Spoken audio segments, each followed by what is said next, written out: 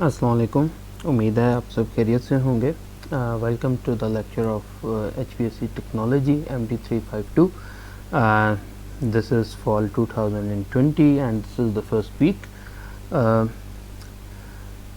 आज जो है हमारा एक जूम पे लेक्चर हुआ था और उसके कॉरस्पॉन्डिंग हमारा एक ये वीडियो लेक्चर है जिसमें कुछ चीज़ें जो मिस हो गई थी उनको भी हम कवर करेंगे और हम बाकी तमाम चीज़ों को भी एक तरह से रिव्यू करते हुए जाएंगे।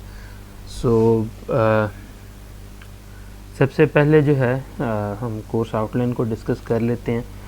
ये हमारी एक कोर्स आउटलाइन है, ठीक है, जिसके अंदर हम कुछ बेसिक कॉन्सेप्ट्स हम कवर करेंगे। उसके बाद कुछ साइकिल्स हैं, refrigeration cycles, compression cycle, absorption cycle type.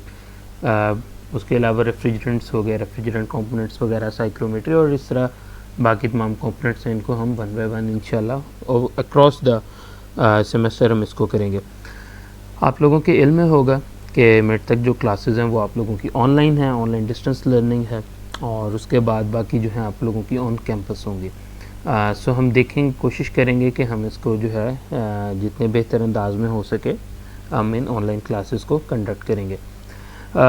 सबसे पहले जो है हम हिस्ट्री की बात कर लेते हैं। अगर हम डिस्कस करना चाहते हैं रेफ्रिजरेशन, एयर कंडीशनिंग, पहले वक्तों में बैक इन 1800s और 1700s जब आपका इंडस्ट्रियल एज आया और वही तब जो है एक ज़्यादा कॉन्सेप्ट जो है एक ज़्यादा ये उभरा के हमें फूड को प्रिजर्व करना है या कूल रखना है। उस टाइम पे क्या किया जाता था कि आपके पास रैक्स होते थे या वुडन जो है बेसिकली आप लोगों के वो कैबिनेट होती थी जिसके अंदर रोज़ाना जो है फ्रेश बर्फ़ रख दी जाती थी, या सुबह रख दिया जाता था एक पीस शाम को रख दिया जाता था। और इस तरह जो है आपके जो फूड था और इस तरह की चीज़ें या फिर लेट से पानी को जैसे ठंडा करना, वो ये इस तरह अटेन किया जाता था। उसके बाद जो है खैर आपकी एडवांसमेंट आई आपकी रेफ्रिजरेशन वगैरह में, ठीक है, एडवांसमेंट्स हुई। उसके बाद रेफ्रिजरेंट को यूज़ किया गया, कंप्रेसर्स वगैरह आ गए। उससे ये तमाम ग्रेजुअली जो मैनुअल एक काम था बर्फ़ रखने वाला, ये ग्रेजुअली शिफ्ट होता गया और अब ये काम ऑटोमेट हो गया। यहाँ तक कि अब जो एयर कंडीशनर है या फिर आपके पास ये रेफ्रिजरेटर्स हैं, वो कॉमन कमोडिटी हैं और हर हाउस होल्ड में ये चीज़ें आपको मिलती हैं। ओके,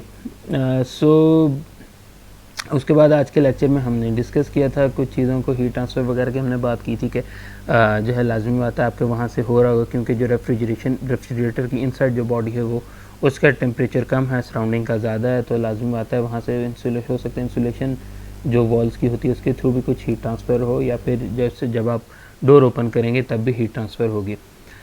उसके अलावा जो है हमने इसका बेसिक कॉन्सेप्ट हमने देखा था रेफ्रिजरेटर कैसे काम करता है। जब भी आप कोई वार्म फूड आप एक जो है रैक के अंदर रखते हैं, फ्रिज के अंदर, बेसिकली होता क्या है कि जो रेफ्रिजरेटर साथ फ्लो कर रहा है वो बेसिकली उसकी हीट जो है एब्जॉर्ब करता जाएगा, और जब वो कंडेंसर साइड पे पहुंचेगा वहाँ वो बेसिकली अपनी हीट रिलीज़ करेगा इन द एटमॉस्फेयर। इसी वजह से जो फ्रिज की बैक साइड होती है वहाँ अगर देखो वार्म एयर फ्लो करी तो उसका टेम्परेचर निस्बतन ज़्यादा होता है।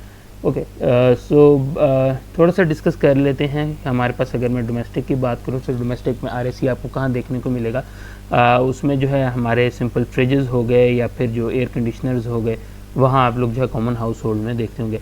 अगर मैं कमर्शियल की बात करूँ तो कमर्शियल में मैंने काफ़ी चीज़ें एडअप की हैं। जो आपको ये नज़र आ रहा है, ठीक है, दिस वन, यह आपके जो मेगा मार्ट्स में या सुपर स्टोर्स में जो बेसिकली आपके रैक्स लगे होते हैं, ठीक है, या बड़े कमर्शियल फ्रिजेज़ होते हैं, वहाँ है, ठीक है। ये जो है ये बेसिकली एयर कूल्ड चिलर है, ठीक है, this one is water cooled chiller. यहाँ जो है कूलिंग के लिए यूज़ होते हैं बेसिकली, बजाय इसके कि जिस तरह अब ये बेसिकली जो पार्ट है दिस वन, इसको जो है हम कंडेंसिंग यूनिट बोलते हैं, या इन शॉर्ट हम इसे CU बोलते हैं। ये कंडेंसिंग यूनिट जो है अकेले रेफ्रिजरेंट का हो सकता है कि ये आपके पास एयर कूल्ड हो, ये हो सकता है वाटर कूल्ड हो कमर्शियल में। This one is cooling tower, ठीक है, कूलिंग टावर जो है ये भी एक मीडियम है जहाँ RAC यूज़ हो रही है। उसके अलावा this is called air handling unit, sorry, this one is called air handling unit. Air handling unit का बेसिकली काम ये होता है, ये आप लोगों को शॉपिंग मॉल्स वगैरह में नज़र आता है, डक्टिंग के थ्रू ये किया जाता है। इसका बेसिक पर्पज़ ये होता है कि वो जो सराउंडिंग है वहाँ से भी यानी कि बेसिकली जो मॉल के अंदर है लेट से वो एयर भी ले, और फ्रेश एयर भी ले, इन दोनों को एयर को मिक्सअप करे, इनको जो है क्लीन करके प्रोवाइड करे, ताकि जो आपका शॉपिंग मॉल या कोई ऐसी जगह जहाँ कमोडिटी ज़्यादा है, लोग ज़्यादा हैं, सो वहाँ जो है यूज़ हो सके। So this is called air handling unit, या फिर हम इसे शॉर्ट में हम AHU इसे लिखते होते हैं, ठीक है, डैट इज़ AHU। ये जो है ये बेसिकली एब्जॉर्प्शन चिलर है, इसको हम आगे चल के डिस्कस भी करेंगे इन कमिंग लेक्चर्स। उसके अलावा ये जो है डिफरेंट टाइप्स ऑफ विंडोज़ हैं, इसको वॉल माउंटेड टाइप कहते हैं। 4 वे कैसेट्स आपने देखी होंगी, ये सीलिंग कंसील टाइप या डक्टेड टाइप होते हैं ये दोनों, जो कि बेसिकली जो डक्ट वर्क, या फिर अगर आपने किसी मॉल पर गए जो स्पायरल बेसिकली होता है, या फिर कुछ इस किस्म की शेप आपको एक देखने को मिलेगी, यानी कि समवट कुछ इस तरह के 3 रेक्टेंगल टाइप्स होते हैं, कुछ इस तरह की शेप देखने को मिलेगी, वो बेसिकली डिफ्यूज़र्स होते हैं। सो उनको बैक एंड पे ये एयर प्रोवाइड कर रहा होता है, ठीक है, थ्रू डक्ट वर्क। उसके अलावा ये स्मॉल AHUs हैं, मिनी AHUs हैं, कैसेट टाइप्स हो गई, ये कुछ डिफरेंट टाइप्स हैं जो कि हमारे पास एयर कंडीशनिंग में यूज़ होती है। अच्छा, ये बड़ा इंटरेस्टिंग है और ये मैंने स्पेशली आप लोगों के लिए ऐड किया। This is called oil cooling system. ये बेसिकली जो हमारे डाटा सेंटर्स होते हैं वहाँ यूटिलाइज़ होता है। इसमें होता क्या है कि हमारे पास ये जो रैक्स हैं इनके ऊपर सर्वर्स मौजूद होते हैं, ठीक है। सो इनसे होगा क्या कि आपके बेसिकली हम ये स्पेशल इसके लिए फ्लोर बनाया जाता है, और इसके नीचे जो है कह लें जाली टाइप सी ये लगी हुई, जिस तरह आपको वाइट वाइट नज़र आ रही है। सो इससे होगा क्या कि आप जो है जो कूल एयर होती है वो आप यहाँ फ्लोट कराते हैं, ठीक है, यहाँ सर्कुलेट करती है। जो हॉट एयर होती है, चूँकि जो है वो लाइटर होती है, सो अपवर्ड मूव कर जाती है। ये बेसिकली इनको हम कंडेंसिंग यूनिट बोलते हैं, जिस तरह मैंने CU वहाँ पहले भी लिखा था। सो दीज और ऑल्सो कंडेंसिंग यूनिट। सो यहाँ बेसिकली कूल डाउन होती है। अब टॉप से जो है ये बेसिकली आपके पास इनटेक है, और बॉटम डिस्चार्ज को बेसिकली टॉप इसको कहा जाता है कि टॉप इनटेक और बॉटम डिस्चार्ज TIBD, ये वो वाले यूनिट्स हैं। इनको कुछ की जगहों पे एक CRAC यूनिट भी होते हैं, रैक कूलर्स, ठीक है, वो भी इनको मेंशन किया जाता है। सो इसके डिफरेंट नाम है। सो ये आपको इन जगहों पे जो है आपको ये देखने को मिलता है। Okay, so basically I also have the relevant experience in the selection and of these equipment, ठीक है। कुछ कमर्शियल जो है कह लें कि फर्म के लिए जो है मैंने काम किया during my 3 years stint at an HVAC firm. So इस वजह से मुझे इन तमाम चीज़ों का आइडिया, क्योंकि इन तमाम को बेसिकली जो है हमने डील किया हुआ है या समवट से लिए इसकी टेक्निकल सेलेक्टिंग की। सो इससे रिलेटेड जो है रेलेवेंट जो है मेरा एक्सपीरियंस भी है। और अगर आपने जो है अगर आप देखना चाहते हैं, सो इनफैक्ट आपके फैसलाबाद में ही जो लाइलपुर गैलरिया में बेसिकली जो इक्विपमेंट आपका लगा हुआ है Carrefour में, that was done by my company, that was my project basically. You can go visit there. आपको वहाँ बहुत सी ऐसी चीज़ें हैं, स्पेशली आपको ये डक्टेड टाइप यूनिट जो सीलिंग कंसील टाइप है, ये आपको वहाँ देखने को मिलेगा। आपको एयर हैंडलिंग यूनिट आपको देखने को मिलेंगे। Okay, so that was on a side note. अब जो है हम एक्चुअली जो है लेक्चर्स की तरफ आ जाते हैं। अच्छा, कल के जो है सॉरी जो आज हमने लेक्चर हमने कवर किया था, उसमें हमने जो है ये तमाम डिस्कशन के बाद हमने जो है हम रेफ्रिजरेशन की तरफ आ गए थे कि बेसिकली रेफ्रिजरेशन क्या। सो हमने ये बात की थी कि रेफ्रिजरेशन जो है basically it is the cooling effect of the process of extracting heat from a lower temperature heat source, a substance or cooling medium, and transferring it to a higher temperature heat sink, probably atmospheric air and surface water, to maintain the temperature of the heat source below that of surroundings। हमने बात की कि perfect example जो है हमारे पास refrigerator है, कि refrigerator में जो रेफ्रिजरेंट है, जब भी आप कोई गर्म चीज़ आप जो है फ्रिज में रखते हैं तो बेसिकली उसकी हीट एब्जॉर्ब करता है और उसको जो है एक हायर हीट सिंक या जो है लेट्स से जिस तरह एटमॉस्फेरिक एयर है, या फिर आपके पास कोई वाटर वगैरह हो, क्योंकि वाटर बेस्ड सिस्टम भी होते हैं जिस तरह वाटर कूल चिलर्स होते हैं। सो बेसिकली जो है वहाँ वो अपनी हीट जो है सराउंडिंग में दे देता है, so in order to maintain the temperature of the heat source below that of surroundings. उसके बाद जो है हमने कुछ बेसिक्स के ऊपर बात की थी कि रेफ्रिजरेशन को हमने बेसिक डिस्कस किया। उसके बाद हमने कॉन्सेप्ट डिस्कस किया था सैचुरेशन टेम्परेचर का। हमने ये बात की थी कि when the refrigerant absorbs the unwanted heat, this raises the refrigerant temperature, ठीक है, which is also called saturation temperature, so that it changes from a liquid to a gas, it evaporates. इसमें जो है हमने बात की थी कि जब बेसिकली वो आपके पास जो है यानी कि हम ऐसे इसको डिस्कस कर लेते हैं कि सबसे बेहतरीन एग्जांपल इसमें वाटर बॉइलिंग है, कि आपके पास जो है वाटर लेट्स से आपके पास रूम टेम्परेचर पे आपने उसे बॉईल किया यहाँ तक कि वो 100 डिग्री सेल्सियस पर आ जाता है। जब 100 डिग्री सेल्सियस पर आ जाता है तो बेसिकली उसका सेचुरेशन टेम्परेचर, अब उस सेचुरेशन टेम्परेचर के बाद अब बेसिकली टेम्परेचर इंक्रीज़ नहीं होगा, बल्कि जब आप मज़ीद आप जो है हीट प्रोवाइड करेंगे इसे, तो वो बेसिकली अपनी पहले फॉर्म चेंज करेगा, यानी कि उसको आप कन्वर्ट कर रहे होंगे from liquid to gaseous state. फिर जो है बेसिकली जो है ये बेसिकली फ्रॉम, तो वो जो इंस्टेंट होता है जब आप उसे कह लें कि सेचुरेटेड टेम्परेचर पे पहुंचने के बाद जब आप उसे कॉन्टीन्यूसली हीट प्रोवाइड करते हैं, तो वो हीट उसके टेम्परेचर इंक्रीज़ नहीं करती बल्कि उसकी स्टेट चेंज करती है। सो ये जो हीट है जो आपने सेचुरेशन टेम्परेचर के बाद आपने उसे दी बेसिकली, जो कि बेसिकली जिसने उसकी स्टेट चेंज की, that is called latent heat. उसके बाद जो है हमने सेचुरेशन टेम्परेचर को हमने दोबारा देखा और उसको जो है हम यूँ भी डिफाइन कर सकते हैं कि saturation temperature can be defined as the temperature of a liquid, vapour और solid where if any heat added और removed a change of state takes place. A change of state transfer large amount of energy. और saturation temperature पर जो है material है sensitive to addition और removal of heat. अगर जो है लेट्स से वाटर की अभी हमने एग्जांपल की कि जैसे हमने हीट ऐड की, वो लेटेंट हीट के तौर पे उसके अंदर ऐड हुई और उसने स्टेट चेंज की, जिसकी वजह से हम इसको कहते हैं कि दैट इज़ सेंसिटिव। अच्छा, उसके बाद जो है लेटेंट हीट था। लेटेंट हीट को जो है हमने थोड़ा सा डिस्कस किया था आज के लेक्चर में, और लेटेंट हीट को जो है हमने यहाँ कवर अप भी किया। ओके, और हमने सिंपली बात की कि the heat required to change a solid to a liquid और लिक्विड टू अ गैस, ठीक है, उस केस में जो है लाजमी आता है the heat that must be remove from a gas to condense into liquid और change liquid into solid without change in temperature. ये बेसिकली लेटेंट हीट होती है, ठीक है, क्योंकि heat basically is a form of energy that is transfer from one object to another. अब अगर जो है लेट से आपको टेम्परेचर राइज से बेसिकली वो शो नहीं हो रहा, तो इसका मतलब है कि वो जो हीट अप्लाई कर रहे हैं वो बेसिकली स्टेट चेंज होने में लग रही है।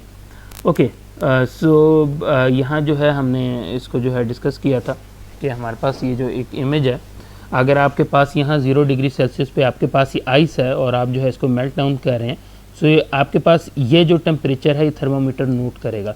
अब यहाँ 0 डिग्री पे आके ठीक है, अब यहाँ से जो है बेसिकली जब आप मज़ीद हीट इसे देते हैं, सो वो हीट जो है बेसिकली वो यूज़ हो रही होगी उसकी स्टेट चेंज में, और ये थर्मोमीटर पे नोट नहीं, और आप देख रहे हैं टेम्परेचर यहाँ भी 32 है। यहाँ से फिर जब आप दोबारा हीट करेंगे तो वो ग्रेजुअली फिर हीट अप होगा, और उसके बाद जब 100 डिग्री पे पहुँच गया, सो आपने देखा कि उसके बाद दोबारा ये जो है बेसिकली लेटेंट हीट ही है, स्टेट चेंज हुई, और उसके बाद फिर सेंसिबल हीट है जो दोबारा ऐड हो रही है और वो सुपर हीटेड वेपर में कन्वर्ट हो रहा है। उसके बाद जो है हमने इस इमेज को देखा था और हमने ये बात की थी कि अगर आपके पास ये सिंपल सिलेंडर है, ठीक है, उसमें जो है आपके पास कोई भी सिस्टम होगा, उसमें लिक्विड और वेपर जो रेफ्रिजरेंट है वो simultaneously eight the same time जो है एग्जिस्ट कर रहा होगा, और जब जो है हम इसको कह लें कि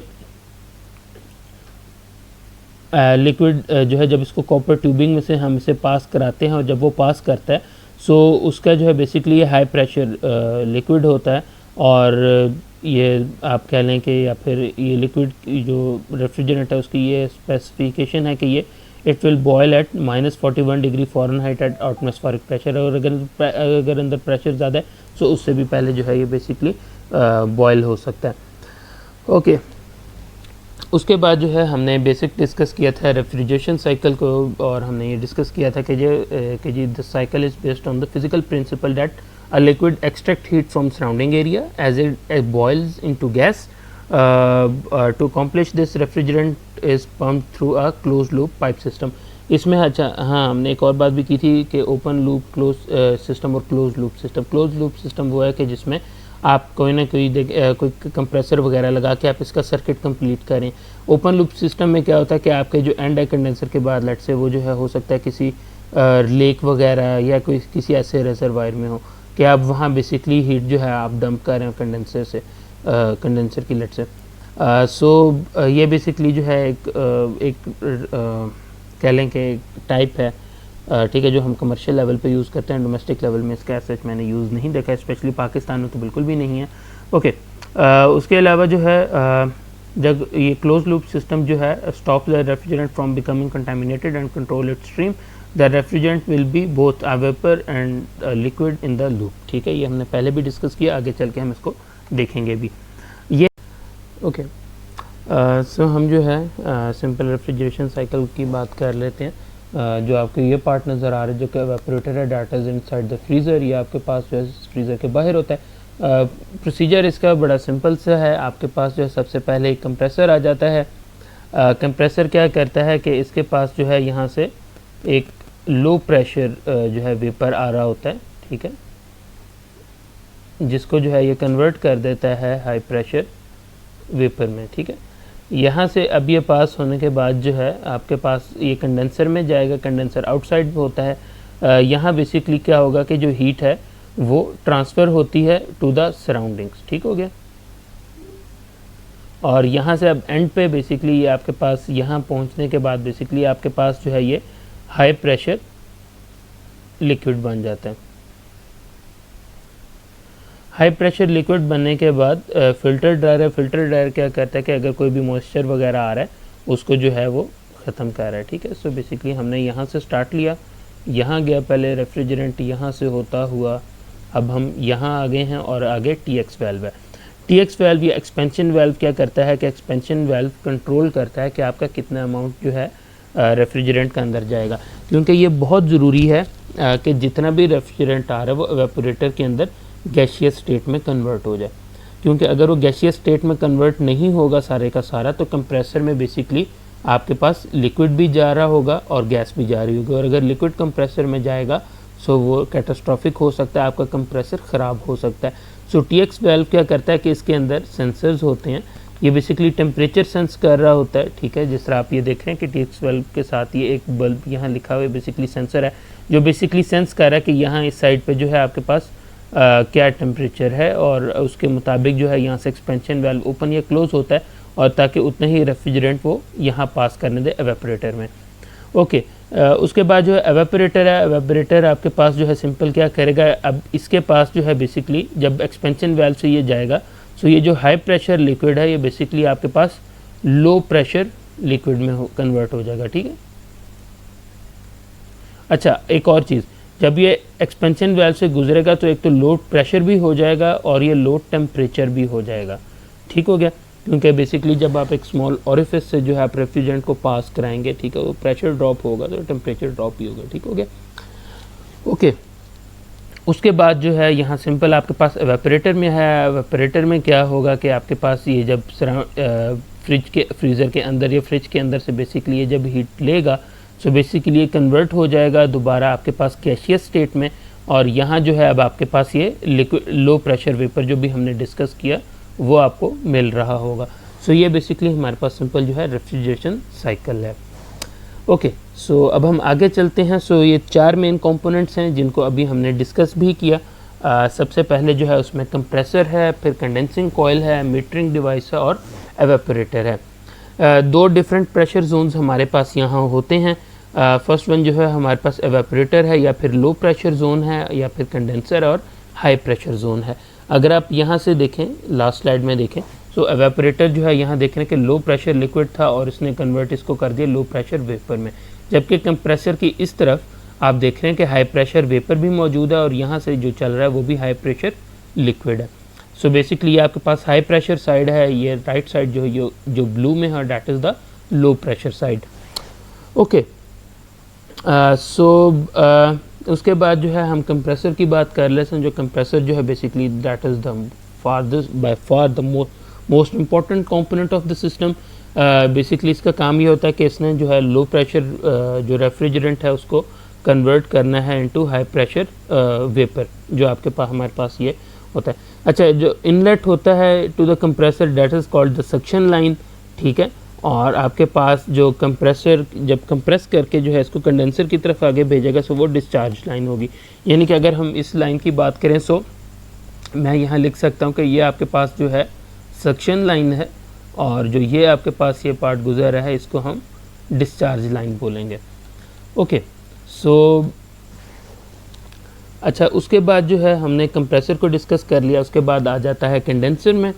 कंडेंसर जो है बेसिकली जब डिस्चार्ज लाइन से जो है आपके पास ये कंप्रेसर से जब कंडेंसर में आता है सो जो आपके पास रेफ्रिजरेंट होता है वो हाई प्रेशर वेपर होता है, ठीक है। और लाजमी बात है प्रेशर इंक्रीज़ होगा तो टेम्परेचर भी इंक्रीज़ होगा। जब ये आपके पास वेपर जो है कंडेंसर में ऐड होता है, ठीक है, सो ये ट्यूब के में जब ये फ्लो करता है, सो बेसिकली दूसरी साइड पे आपने एक फ़ैन होता है जो कि बेसिकली एटमॉस्फेरिक एयर उसके थ्रू जो है वो पास ऑन करा रहा होता है। सो उससे बेसिकली आपके पास क्या होगा, क्योंकि एयर जो है वो कूल है, ठीक है, सो जो रेफ्रिजरेंट है that will give up its heat और वो हीट ट्रांसफ़र कर देगा एटमॉस्फेयर में और ख़ुद वो कूल डाउन होके अब लिक्विड में कन्वर्ट हो गया, ठीक है। ओके, ये सारा जो है इसका यहाँ जिक्र है, ठीक है। उसके बाद जब वो लिक्विड में कन्वर्ट हो जाता है, सो लिक्विड में कन्वर्ट होने के बाद ओके चलें आगे जो है उसको भी हम डिस्कस कर लेते हैं, ठीक है। Since the air is cooler than the refrigerant heat jumps from tubing to the cooler air, ठीक है। बेसिकली लेटेंट हीट होती है, वो अपनी स्टेट चेंज करता है। As the heat is remove from the refrigerant it reaches its saturated temperature and starts to flash, यानी फिर अपनी वो स्टेट चेंज करना शुरू कर देता है into a high pressure liquid. High pressure liquid leaves the condenser through the liquid line and travels to the metering device. Metering device या फिर जो है sometimes running through a filter drier first to remove any dirt और foreign particles. Okay जी, उसके बाद जो है हमारे पास मीटरिंग डिवाइस है या जिसको हम थर्मल एक्सपेंशन वेल्व्स भी कहते हैं या कैपिलरी ट्यूब्स भी कहते हैं। ये बेसिकली क्या एक्ट करती हैं कि they tend to maintain the preset temperature difference और super heat between the inlet and outlet openings. ये भी हम डिस्कस करेंगे कि ये सुपर हीट कैसे मेंटेन करता है और सुपर हीट क्या होता है, ठीक है। ये सुपर हीट जो है ये कॉन्सेप्ट जो है अभी हम आगे चल के डिस्कस करते हैं।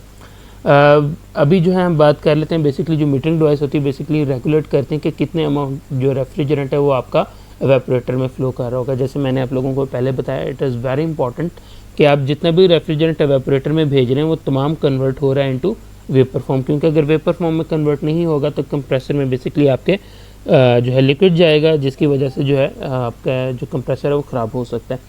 सो इस वजह से जो है हम बेसिकली जब आपके पास जो है मीटरिंग डिवाइस में आपके बेसिकली जो रेफ्रिजरेंट आ रहा होता है, सो उसका जो प्रेशर है वो भी हाई होता है, हाई प्रेशर लिक्विड होता है, उसका टेम्परेचर भी निस्बतन ज़्यादा होता है। सो जब बेसिकली एक्सपेंशन वेल्व से जब वो पास ऑन करेगा, सो क्योंकि स्मॉल ओपनिंग से वो जाएगा, सो बेसिकली जो रेफ्रिजरेंट है वो उसका प्रेशर डाउन होता है। प्रेशर डाउन है इसका मतलब है उसका टेम्परेचर भी डाउन होगा। सो बेसिकली कूल रेफ्रिजरेंट जो वो एवेपोरेटर में एड अप होता है। ओके, उसके बाद जो है कुछ टर्मिनोलॉजी जो है उसको हम डिस्कस कर लेते हैं। लेटेंट हीट को जो है हमने पहले भी डिस्कस किया, यहाँ दोबारा बेसिकली आ रहा था। तो 4 तरह की जो है लेटेंट हीट होती है वो हमने डिस्कस किया कि लेटेंट हीट ऑफ फ्यूजन हो सकती है, वेपराइजेशन हो सकती है, कंडेंसेशन है, सब्लिमेशन हो सकती है। उसके बाद जो है कुछ बेसिक टर्म्स थी जिस तरह सुपर हीटेड वेपर है। सुपर हीटेड वेपर हमने पहले भी डिस्कस किया। Refrigerant vapour that is heated above it's saturation temperature, basically वो सैचुरेशन टेम्परेचर जहाँ वो मैक्सिमम बेसिकली एक स्टेट में वो आ सकता है और उसके बाद जो है उसने स्टेट चेंज करना होता है जब हम उसे कोई हीट देते हैं, ठीक है। If refrigerant is super heated there is no liquid present, ठीक है। अगर तो बेसिकली सैचुरेशन टेम्परेचर से ज़्यादा जो है आप ले जाएंगे तो कोई लिक्विड नहीं होगा बल्कि तमाम गैसियस स्टेट में कन्वर्ट हो गया होगा। Super heat is an indication of how full the evaporator और the of the liquid refrigerant, ठीक हो गया। High super heat means evaporator is empty, low super heated vapour means the evaporator is full. उसके बाद sensible heat है। Sensible heat basically वो है कि जब आप इसे ऐड करते हैं या रिमूव करते हैं सो उसका चेंज इन टेम्परेचर होगा मगर चेंज इन स्टेट नहीं होगा। सब कूलिंग जो है basically is the temperature below the pressure saturated pressure temperature. Sub cooling basically is the measure of how much liquid refrigerant is there in the condenser side, ठीक है। सो ये आपके लिए बहुत ज़रूरी है कि हम जो है एयर कंडीशनिंग में बेसिकली हमारे लिए ज़रूरी है कि हम ये मेजर करें कि सब कूलिंग कितनी है, क्योंकि जितना ज़्यादा देर जो है लिक्विड आपका बेसिकली कंडेंसर में रहेगा उतना ही उसका सेंसिबल या फिर विजिबल हीट लॉस है, ठीक है।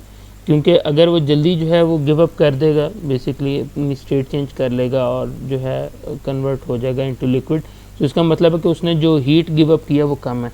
अगर तो उसकी जो है कह लें कि बेसिकली सब कूलिंग कह लें कि अगर जो है वो डिग्री टेम्परेचर ज़्यादा है तो इसका मतलब वो ज़्यादा हीट गिव अप करके जा रहा है, तो इस वजह से ही इंपॉर्टेंट है।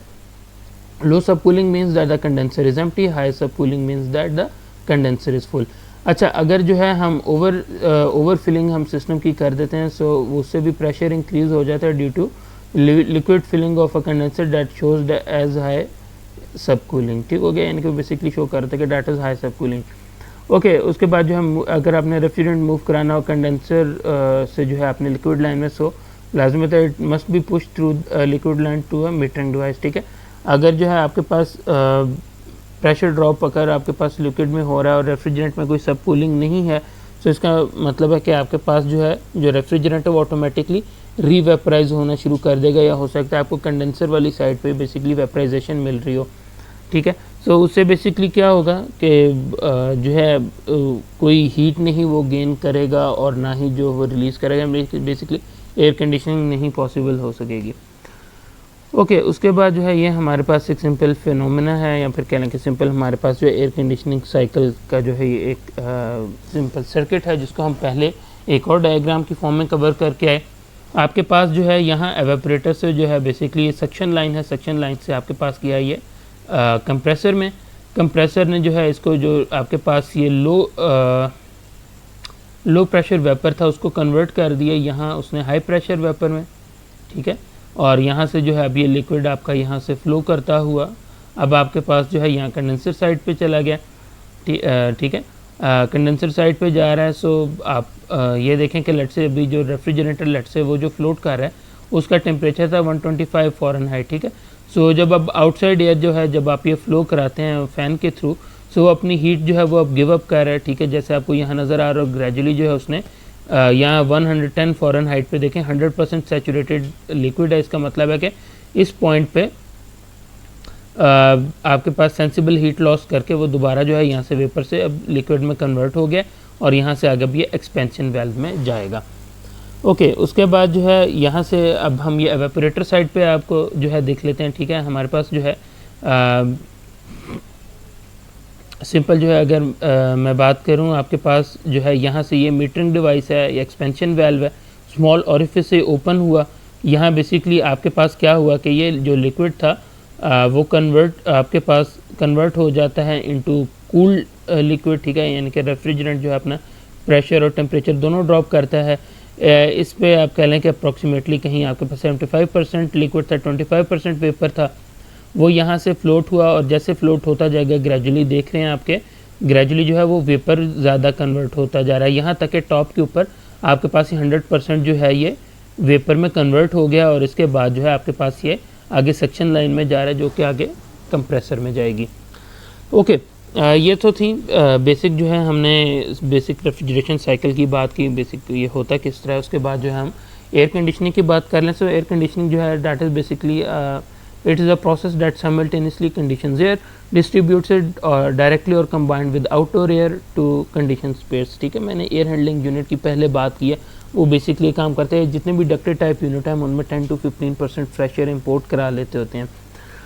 ओके और at the same time controls and maintains the required space temperature, humidity, air movement, air cleanliness, sound level, pressure differential with predetermined limits for health and comfort of the occupants for product and processing और both, ठीक है। अभी हमने air conditioning को हमने पहले भी देखा।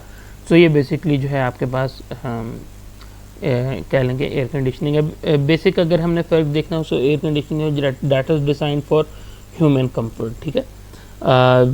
वहाँ जो है बेसिकली आपके पास आ रही होती हैं। अब जो रेफ्रिजरेशन है, अब वो जो मीट के लिए जो हम स्पेसिफिक जब हम ये रेफ्रिजरेशन सिस्टम जब हम डिज़ाइन करते हैं तो उसमें बहुत सारी कैलकुलेशंस होती हैं। लाइक आपके पास रैक में कितने केजी, अगर मीट के लिए मैं स्पेसिफिकली बात करूँ क्योंकि लास्ट में मुझे याद है मेरी एक वर्किंग इसके ऊपर भी थी। सो उसमें बेसिकली हम क्या देखते हैं कि यार कितने केजी जो है आपके पास ये मीट आना है, कितने टेम्परेचर पे आना है, कितनी क्वांटिटी में आना है, और उसके बाद आपने कितनी देर में उसको जो है ये कितने मिनट या सेकंड्स के अंदर आपने उसको फ्रीज़ करना है, ठीक है। यानी कि आपके पास एक मीट सिंपल जो है कह लें कि स्लॉटर हाउस है, वहाँ से आपके पास गोश्त है और आपने गोश्त रखा है और वो कह लें कि आप कहते हैं कि वो 2 या 3 मिनट के अंदर जो है ना ये फ्रीज़ हो जाए। सो बेसिकली इतनी रेफ्रिजरेशन और वो कह रही है अब उस टेम्परेचर में ह्यूमन नहीं रह सकता, ठीक है। या फिर जिस तरह मुर्दा खाने होते हैं जब आपने डेड बॉडीज़ को रखना होता है, सो वो आपने प्रिजर्व करना होता है, सो उसकी बड़ी स्पेसिफिक रिक्वायरमेंट्स होते हैं। So those fall into refrigeration. The air conditioning is regarding या is all related to human comfort basically, ठीक है।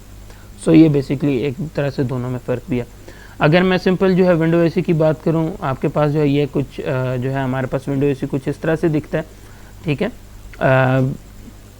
इसको जो है हम आगे देख भी लेते हैं। आई थिंक अगली स्लाइड में जो है ये ज़्यादा बेहतर जो है डिस्कस किया हुआ है। ओके, बिल्कुल वही फिनोमेना जो कि हमारे पास जो है रेफ्रिजरेशन के लिए जो है रेफ्रिजरेशन साइकिल के लिए हो रहा था, वही आप हमारे पास अकर हो रहा है। अगर हम यहाँ से लेके चलें कि हमारे पास जो है ये कंप्रेसर मौजूद है, कंप्रेसर क्या करेगा कि आपके पास यहाँ से आ रहा होगा, आपके पास यहाँ से लो प्रेशर वेपर आ रहा होगा, उसको ये कन्वर्ट कर देगा हाई प्रेशर वेपर में। उसके बाद जो है आपके पास ये कंडेंसर साइड पे आ जाएगा। कंडेंसर साइड में क्या होगा कि ये जो आपके पास हाई प्रेशर वेपर है, ठीक है, ये कन्वर्ट हो जाएगा हाई प्रेशर लिक्विड में।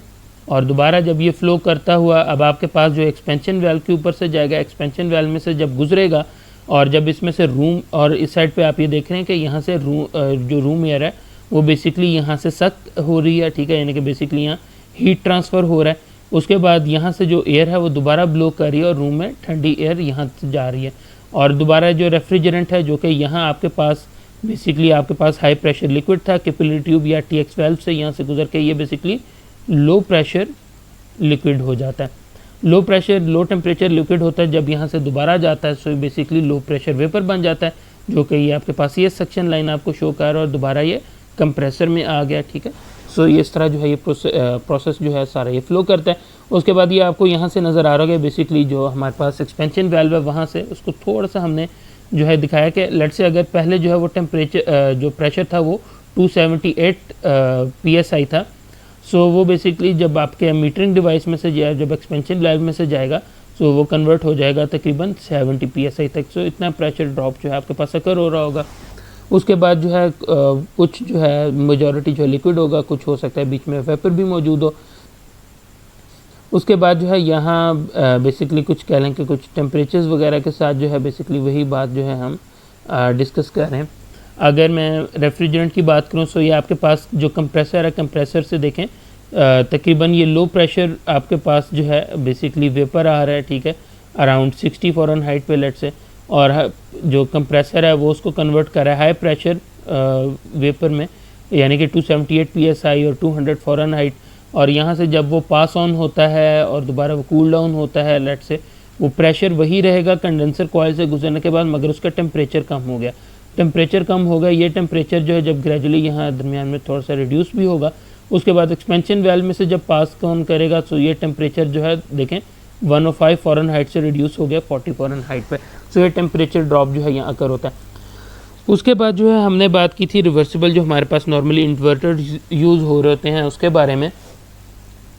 ये बेसिकली उसके इन्वर्टर के केस में आपके पास जो है हमारे पास कुछ इस किस्म का ये सर्किट होता है कि आपके पास ये कंप्रेसर मौजूद है। कंप्रेसर बेसिकली हाई जो है उसको हाई प्रेशर वेपर में यहाँ कन्वर्ट करके आपके पास कंडेंसर कॉइल में जो है प्रोवाइड कर रहा है। कंडेंसर में से कॉइल्स में से होता हुआ टेम्परेचर जब ज़्यादा हो जाता है इसका, और यहाँ जब ये हीट अपनी गिव अप करता है सो आपके पास यहाँ ये जो है हाई प्रेशर जो है आपके पास यहाँ लिक्विड होता है, एक्सपेंशन वाल्व में से गुजरेगा तो ये लो प्रेशर लिक्विड हो जाएगा।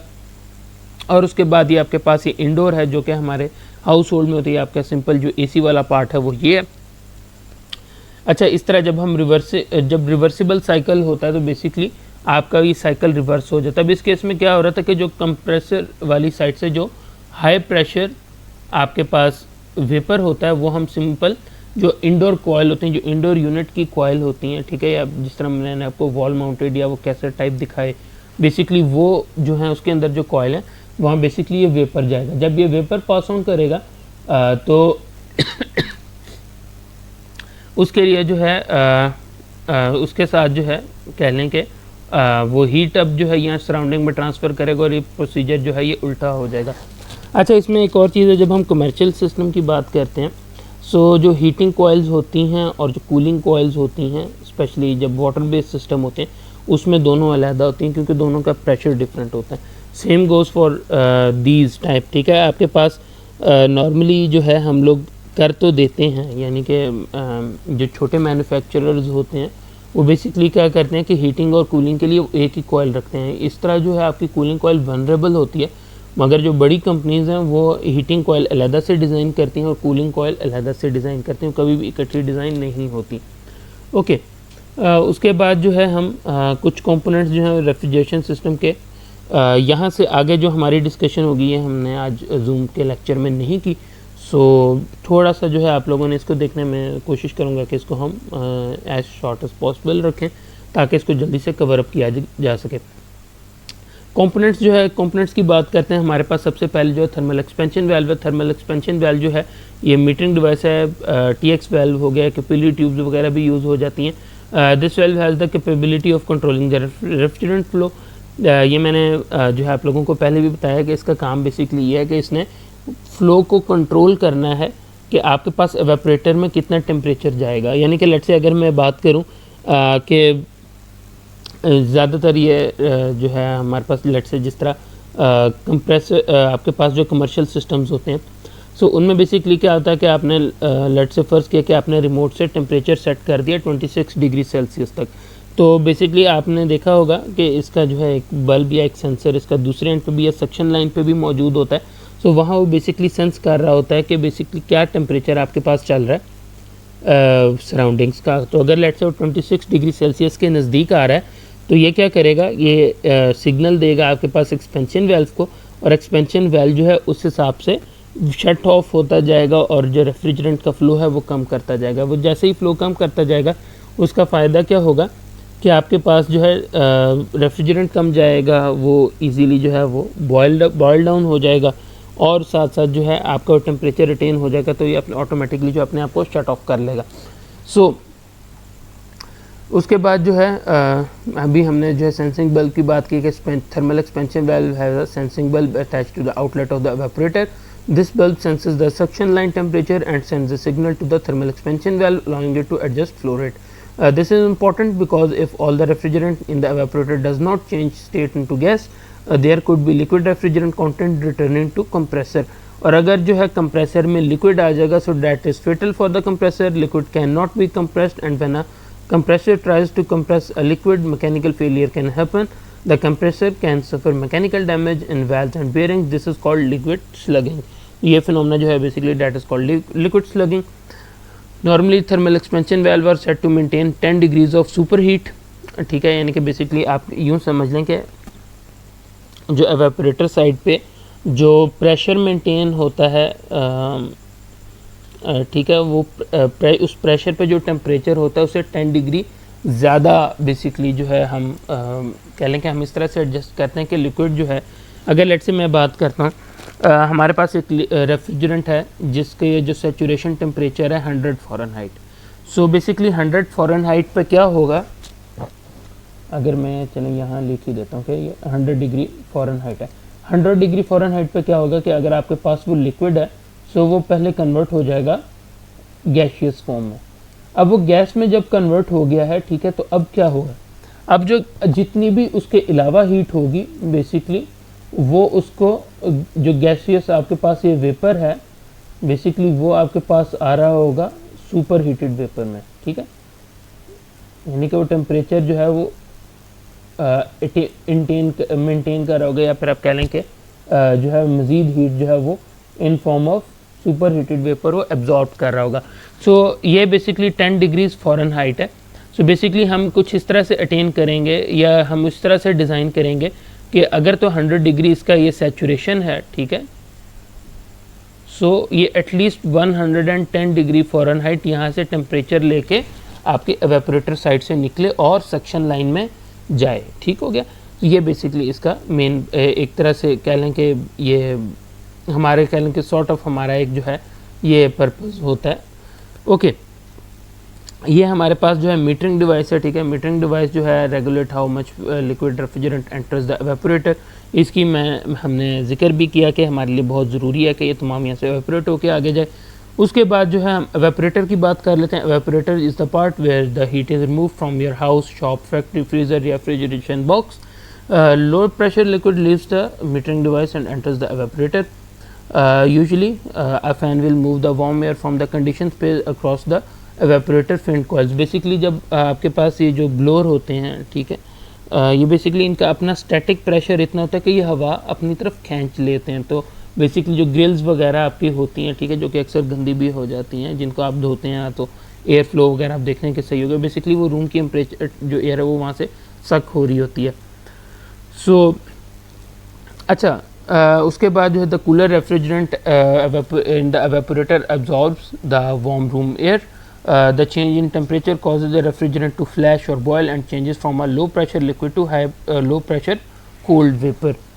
ठीक है, सो उसकी यहाँ स्टेट चेंज होती है। ठीक है, और उसके बाद जो है लेट से कह लें कि उसके बाद उस सुपर हीट वगैरह जो है सुपर हीटेड वेपर जो है हम उस साइड की तरफ चले जाते हैं। ये बेसिकली जो है आपको एक फिनोमेना जो है आपको यहाँ होता हुआ नज़र आ रहा है कि मीटरिंग डिवाइस है। मीटरिंग डिवाइस जो है उसके बाद एवेपोरेटर में जैसे ही आया बॉइलिंग ग्रेजुअली स्टार्ट होती गई। उसके बाद जब एवेपोरेटर से वो ख़त्म हो रहा है वहाँ बॉइलिंग ख़त्म हो जाती है और उसके बाद बेसिकली वो सुपर हीटेड वेपर में कन्वर्ट हो रहा था, यानी कि मज़ीद वो हीट वहाँ से गेन कर रहा होता है। ओके, उसके बाद जो है एवेपोरेटर को कुछ और चीज़ें हम डिस्कस कर लेते हैं, जिसमें एक मेन जो है वो हमारे पास सुपर हीट है। सुपर हीट को हम अभी आगे चल के डिस्कस करते हैं थोड़ा सा। The low pressure vapour pulled into compressor and cycle starts over. Cycle हमने 2-3 बार पहले भी डिस्कस कर लिया। The amount of heat added to the liquid to make it saturated and change states it's called super heat. One way to charge the system with the refrigerant is by super heat. यानी कि अगर late से हमने gas add करनी है अपने refrigerant system में तो एक टेक्निक जो है वो इसमें सुपर हीट भी होती है। उसके बाद जो है प्रेशर टेम्परेचर चार्ट की हम बात कर लेते हैं। पीटी चार्ट जो है आज हमने लेक्चर में भी देखा, हमने पीटी चार्ट की बात की थी कि अगर आपको जो है टेम्परेचर नोन है आपके रेफ्रिजरेंट का या आपको प्रेशर नोन है, ठीक है, एम्बिएंट एयर का या फिर जो refrigerant in your system, you can convert into equal pressure और टेम्परेचर, यानी कि बेसिकली कन्वर्टर है in between the temperature and the refrigerant. For example अगर R22 है, अगर 100 डिग्री फ़ारेनहाइट जो है उसका टेम्परेचर है, तो इसका मतलब है कि जो प्रेशर है of the refrigerant that would B 198.4 psi। इसी तरह बाकी डिफरेंट जो है रेफ्रिजरेंट के लिए डिफरेंट है। ठीक है, सो अगर जो है आपने जो है अगर एक्यूरेट कैलकुलेशंस करनी है, ठीक है, अपने सिस्टम के लिए, सो आपके पास ये पीटी चार्ट होना ज़रूरी है। आई थिंक यहाँ से जो है थोड़ा सा जो है ये एक स्पेक्ट्रम ब्रॉड होगा। ठीक है, अगर लेट से हम गैस चार्जिंग की बात करते हैं, यानी कि आपके जो एसी है घर में वहाँ उसमें एसी की गैस जो है कम हो जाती है। सो अगर जो है हमने प्रॉपर कैलकुलेशंस के साथ उसको करना है, ठीक है, सो whenever we are charging or just checking the refrigeration unit we use a set of gauges। ठीक है, जो आपके पास जो रेफ्रिजरेंट जो बेसिकली होजेस होंगे उसमें जो ब्लू होगा that connects to the port on the low pressure side of the system, यानी कि एवेपोरेटर साइड पे, और जो रेड वाला सिस्टम है वो आपके पास कनेक्ट हो रहा होगा हाई प्रेशर एंड पे। ठीक हो गया। To properly know the what your pressures and temperatures should be, we need to know what refrigerant we are working with and a pressure temperature chart। ठीक है, दो चीज़ें यहाँ स्टेप बाय स्टेप लेके चलते हैं, यानी कि अगर तो जो है हमने प्रॉपर वर्किंग करनी है, सो हमें यहाँ पता होना चाहिए कि व्हाट रेफ्रिजरेंट, ठीक हो गया, और हमें ये पता होना चाहिए कि इसका प्रेशर टेम्परेचर चार्ट क्या है और उसमें क्या चीज़ें मेंशन है।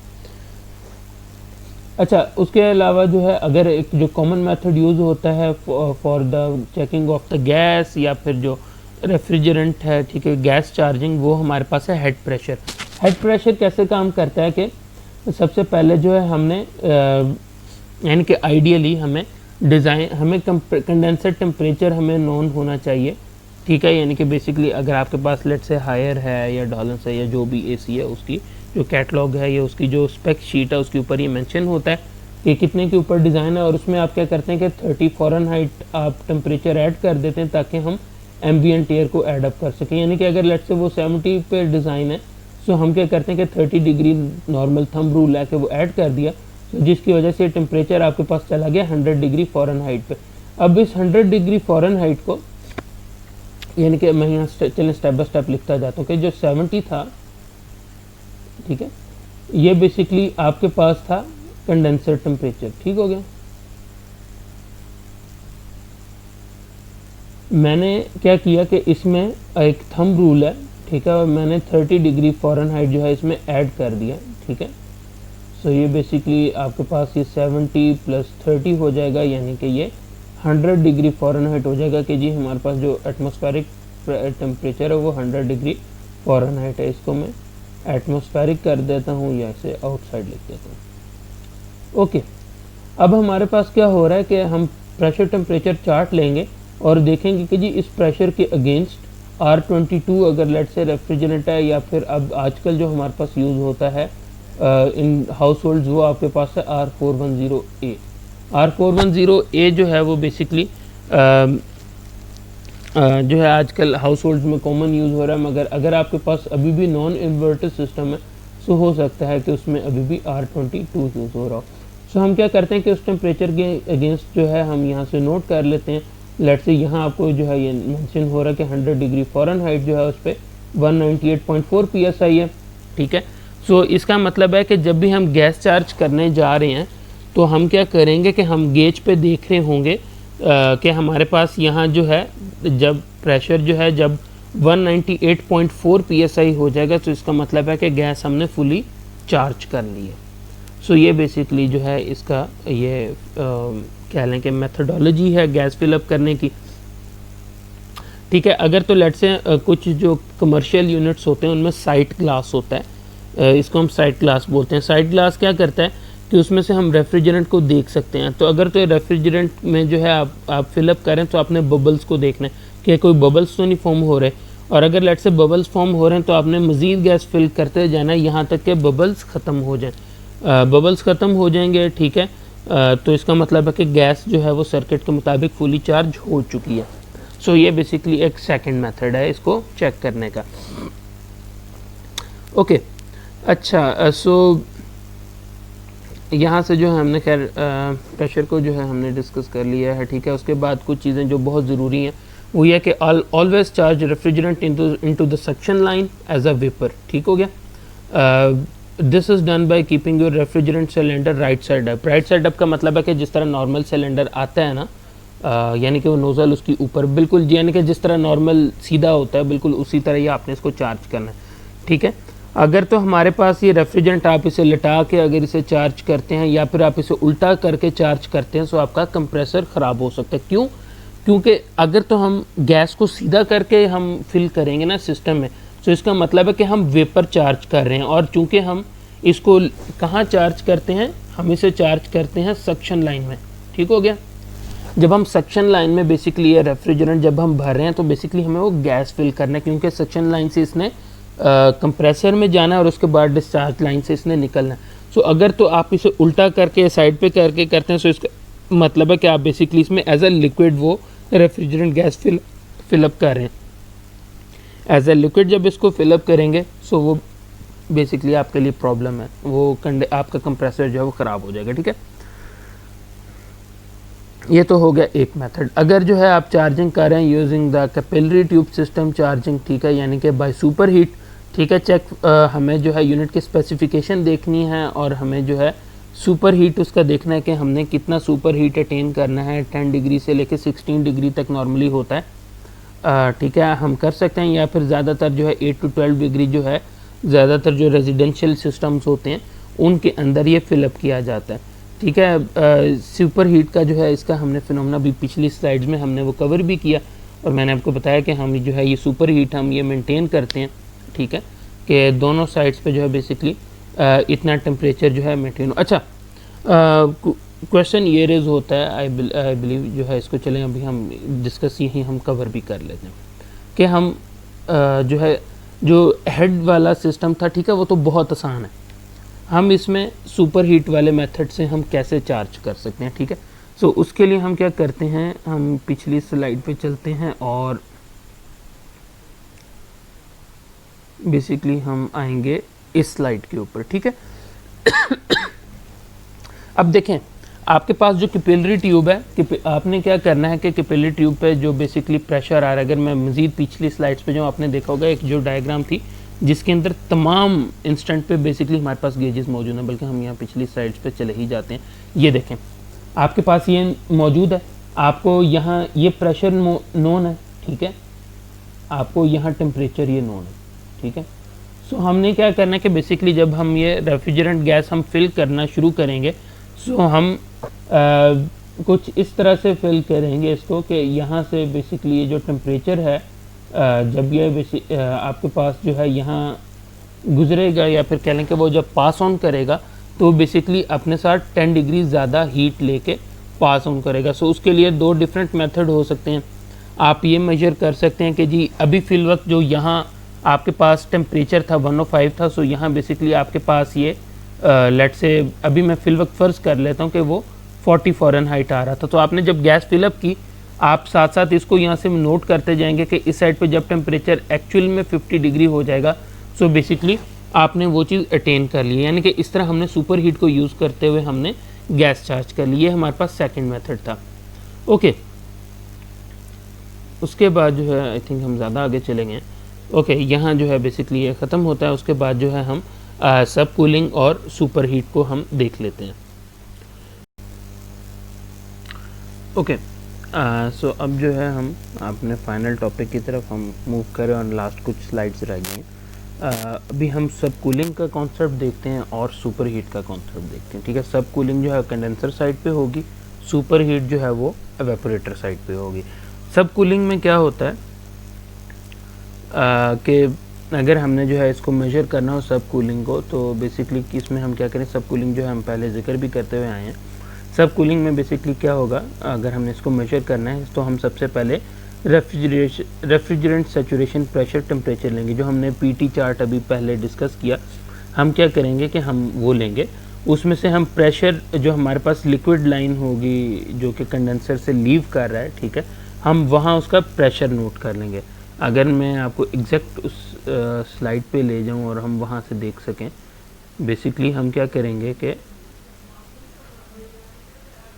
यहाँ, ठीक है, कंडेंसर से जो है बेसिकली आपके पास ये देखें ये लाइन लीव कर रही है, यहाँ ये प्रेशर गेज है, आपने जो है प्रेशर नोट कर लिया। ठीक है, अब हम क्या करेंगे कि इस प्रेशर के अगेंस्ट हम पीटी चार्ट के अंदर हम इसका रेलेवेंट टेम्परेचर देख लेंगे कि यहाँ बेसिकली क्या टेम्परेचर इसने जो है लिखा हुआ है। लेट से मैं कह देता हूँ कि जी यहाँ लिखा हुआ है 150 फ़ारेनहाइट। ठीक है, मैं फ़र्ज़ कर रहा हूँ। ठीक है, सो बेसिकली मैंने क्या किया कि वो जो प्रेशर था उसके अगेंस्ट मैंने टेम्परेचर नोट कर लिया। अब क्या होगा, रेफ्रिजरेशन सैचुरेशन टेम्परेचर क्या था, ठीक है, is the pressure temperature when the refrigerant is turning from a high pressure vapour into a high pressure liquid. ठीक है, यानी कि वो अपनी हीट गिव अप करे। कंडेंसर में बेसिकली जब एयर फ्लो होती है तो वो अपनी हीट अपना जो है वो स्टेट गिव अप करता है, तो बेसिकली वो कन्वर्ट हो रहा है इनटू लिक्विड। सो ये बेसिकली सैचुरेशन टेम्परेचर है, या कह लें कि ये एक तरह से इतने प्रेशर के ऊपर ये वो टेम्परेचर है जिसके ऊपर वो अपनी स्टेट चेंज करेगा। हम इसको आम अल्फाज में बात कर लेते हैं। अब सैचुरेशन प्रेशर टेम्परेचर पे both liquid and the vapour are at the same temperature. चूँकि स्टेट चेंज हो रही है, लेटेंट हीट है, अब लेटेंट हीट जब वो गिव अप कर रहा है तो उसमें आपका ये जो टेम्परेचर है वो डाउन नहीं होगा। ठीक है, यानी कि अभी हम पहले जो है लेटेंट हीट को भी हम कवर करते हुए हैं। ठीक है, हमने बात की कि लेटेंट हीट के अंदर सिर्फ स्टेट चेंज होती है, टेम्परेचर चेंज नहीं होता। ठीक है, सो बेसिकली ये इस बात की तरफ इशारा कर रहा है। अच्छा, उसके बाद क्या होगा कि जो भी हमारे पास जो है कह लें कि जब हमने इसको कन्वर्ट कर लिया, उसके बाद हम क्या करेंगे कि जो लिक्विड लाइन पे बेसिकली जो हमारे पास जो रेफ्रिजरेंट आ रहा है, हम उसके एक्चुअल जो है हम उसका टेम्परेचर नोट करेंगे। लेट से वो मैं कह देता हूँ कि आ जाता है तकरीबन 165 फ़ारेनहाइट। अब जब मैं दोनों को कंपेयर करूँगा तो मेरे पास जब यानी कि मेरे पास वो सैचुरेटेड टेम्परेचर जो कि मैंने वाया जो है प्रेशर नोट किया और प्रेशर के थ्रू किस तरह, पीटी चार्ट से। ठीक हो गया। जब जो है इसको मैं सब्ट्रैक्ट करूँगा इन दोनों को, तो मेरे पास आ जाएगा कि रेफ्रिजरेंट ने कितना बेसिकली वो पास करके गया सैचुरेटेड टेम्परेचर से। अब देखें, अब हमारे पास मैंने बात की कि ये टेम्परेचर था, लेट से मैं कह देता हूँ 165, दूसरा टेम्परेचर था 150 फ़ारेनहाइट। सो इसका क्या मतलब है, इसका मतलब यह है कि ये 15 डिग्री फ़ारेनहाइट के बराबर की हीट ज़्यादा लेके आके इसने गिव अप की है। ठीक है, यानी कि इसको थोड़ा सा समझने की कोशिश करें। यानी कि मैं एक बात करता हूँ कि अगर आपके पास जो है 1 टन का एसी है, ठीक है, अगर तो जो है वो सिंपल आपके पास कह लें कि कंडेंसर साइड पे जो हमारा वो प्रेशर गेज है और जो टेम्परेचर गेज है, अगर तो वो दोनों की वैल्यू सेम आ रही है तो इसका मतलब है कि कोई सब कूलिंग नहीं हो रही। कोई सब कूलिंग नहीं हो रही तो इसका मतलब है कि उसकी जो कैपेसिटी है वो 0 टन है, ठीक है। अगर 1 टन होगा तो मैं कह देता हूँ कि फ़र्ज़ करें कि लेट से वो 10 डिग्री की सब कूलिंग होगी, यानी कि वो अपने सैचुरेटेड टेम्परेचर से 10 डिग्री ज़्यादा, यानी कि उसके बराबर जो है हीट। अब देखें इसको एक और कॉन्सेप्ट जो है हम इसमें डिस्कस कर लेते हैं। देखें बेसिकली टेम्परेचर शो क्या करे, जब भी आप देखें पानी को जो है आप सिंपल बॉईल करने के लिए रख देते हैं, ठीक है। सो क्या होता है कि उसका टेम्परेचर इंक्रीज़ करना शुरू कर देता है। टेम्परेचर जो इंक्रीज़ कर रहा है वो बेसिकली क्या आपको बता रहा है, वो बेसिकली आपको ये बता रहा है कि बेसिकली द वाटर जो आपने जो है हीट के लिए रखा है वो बेसिकली हीट एब्जॉर्ब कर रहा है, ठीक है, जिसकी वजह से जो इंडिकेटर है वो सेंसिबल हीट है और आपका जो टेम्परेचर है वो इंक्रीज़ कर रहा है, ठीक है। सो ये बेसिकली इंडिकेटर है।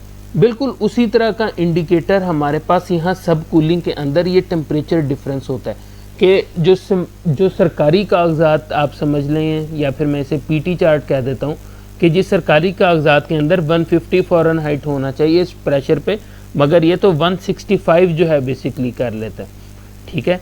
सो इसका ये मतलब है कि जब वो अपनी लिमिट से सैचुरेटेड टेम्परेचर से ज़्यादा जब वो हीट लेके यहाँ लॉस कर रहा है, सो इसका मतलब है कि उसने पहले जो है इतनी ज़्यादा हीट उसने पहले एब्जॉर्ब की जो कि वो वहाँ गिव अप कर रहा है, यानी कि इसका मतलब है कि वो अब वो वर्किंग कर रहा है। हो सकता है कि अगर लेट से आपके पास 2 टन का सिस्टम हो या 4 टन का सिस्टम हो तो उसमें ये जो टेम्परेचर है जो 165 मैंने शो की, हो सकता है उसी तरह ग्रेजुअली इंक्रीज़ करता जाए, ठीक है। लेट से मैं फ़र्ज़ कर रहा हूँ कि 1 टन के लिए जो 15 डिग्री है, 15 डिग्री तो खैर ज़्यादा ही होगा, लेट से फ़र्ज़ किया कि 15 डिग्री का उस ये टेम्परेचर मेंटेन कर रहा है। सो दिस इज़ व्हाट सब कूलिंग इज़, ठीक है। अब हम आ जाते हैं सुपर हीट के ऊपर। सुपर हीट को जो है अगर हमने मेजर करना हो तो उसके लिए हमारे पास प्रेशर रीडिंग होनी चाहिए सक्शन लाइन पे, ठीक है, लिविंग द एवेपोरेटर, ठीक है। सो उससे हमारे पास सैचुरेशन प्रेशर टेम्परेचर आ जाएगा, ठीक हो गया। यहाँ अगर आपको याद हो, यहाँ हमने डिस्कस जो है हमने किया था liquid line living the condenser. यहाँ जो है बेसिकली वो सक्शन लाइन है, क्योंकि एवेपोरेटर से जो लाइन लीव होती है वो बेसिकली सक्शन लाइन है जो कि आगे कंप्रेसर में जानी है। सो हमने उसका टेम्परेचर नोट किया, ठीक हो गया। उसके बाद जो है हमने फिर हमने क्या करना है कि जो रेफ्रिजरेशन सैचुरेशन टेम्परेचर है उसकी हमने बात की कि प्रेशर टेम्परेचर पे वो टेम्परेचर है जब वो बेसिकली लो प्रेशर लिक्विड जो है और लो प्रेशर जो है वेपर में बेसिकली वो कन्वर्ट हो जाता है, हीट एब्जॉर्ब करता है, ठीक है। सैचुरेशन पे जो है pressure temperature both liquid and vapour are at the same temperature. अब हम क्या करेंगे कि ये जो प्रेशर उस टाइम वो हमारा सक्शन लाइन पे आया उसको हम दोबारा टेम्परेचर में कन्वर्ट करेंगे पीटी चार्ट के थ्रू। अगर जो है हम लेट से रीडिंग लेते हैं कंप्रेसर के ऊपर और हम एवेपोरेटर लाइन के ऊपर नहीं ले रहे, सो हमें हो सकता है कुछ पाउंड्स जो है हमें प्रेशर ऐड करना पड़े, क्योंकि कुछ प्रेशर आइडियल अगर हम रियल लाइफ में बात करें तो कुछ प्रेशर जो है वो सक्शन लाइन में लॉस हो रहा होगा। यानी कि अगर मैं दोबारा इस स्लाइड की जगह अगर मैं सर्किट के ऊपर चला जाता हूँ और हम वहाँ से उसको देख लेते हैं, यानी कि मैं यहाँ से बात कर लेता हूँ। यानी कि कहने का मतलब ये है कि अगर ये जो लाइन यहाँ से एवेपोरेट हो रही है, अगर तो मैं यहाँ गेज कर लेता हूँ, ठीक है, तो फिर तो ओके है, ठीक है। अगर मैं इसको यहाँ नहीं गेज करता और मैं इसको यहाँ करके गेज कर रहा हूँ, यानी कि मैं वो प्रेशर जो पीटी चार्ट के लिए गेज कर रहा हूँ, तो यहाँ मुझे जो है आइडियल लाइफ में यहाँ 69 PSI नहीं अचीव हो रहा, यहाँ हो सकता है वो 67 हो या 65 हो। सो मुझे कुछ PSI प्रेशर ऐड करना पड़ेगा, क्योंकि आइडियल लाइफ में ये जो सक्शन लाइन है यहाँ जो है आपके पास प्रेशर ड्रॉप हो रहा होगा, ठीक है। अब हम दोबारा उसी स्लाइड पे चलते हैं जिसको हम कवर कर रहे थे, ओके, ठीक है। जिस तरह आपको यहाँ जो है आपको समवट में नज़र भी आ रहा है कि हेयर टेम्परेचर रीड्स 52 फ़ारेनहाइट, ये वो, ठीक है। यहाँ देखें जो सेक्शन प्रेशर था एट कंप्रेसर वो 66 PSI था, एस्टिमेटेड सक्शन लाइन लॉस उसने 2 PSI ऐड किया to obtain pressure at bulb, यानी कि जो प्रेशर बेसिकली जो एक्चुअल होगा सो वो बेसिकली 68 PSI था, ओके। उसके बाद जो है हमने ओके यहाँ हम थे, ठीक है। सो हमने कुछ पाउंड हमने ऐड कर दिया ड्यू टू सक्शन, ठीक है। उसके बाद वो जो प्रेशर था वहाँ हमने जो है टेम्परेचर रीडिंग ले ली, ठीक है, यानी कि where suction line is leaving the of the evaporator, ठीक है, जो कि मैं ये कह देता हूँ कि वो ये 66.8 psi है, लेट से फर्ज किया, ठीक है। 68 psi पे जो है बेसिकली हमने यहाँ रीडिंग ले ली, ठीक हो गया 68 पे। सो उसके बाद जो है हम क्या करेंगे, और एक जो है सॉरी ये थोड़ा सा हमने गलत कर दिया, इरेजर यूज़ करते हैं और इसको इरेज कर देते हैं।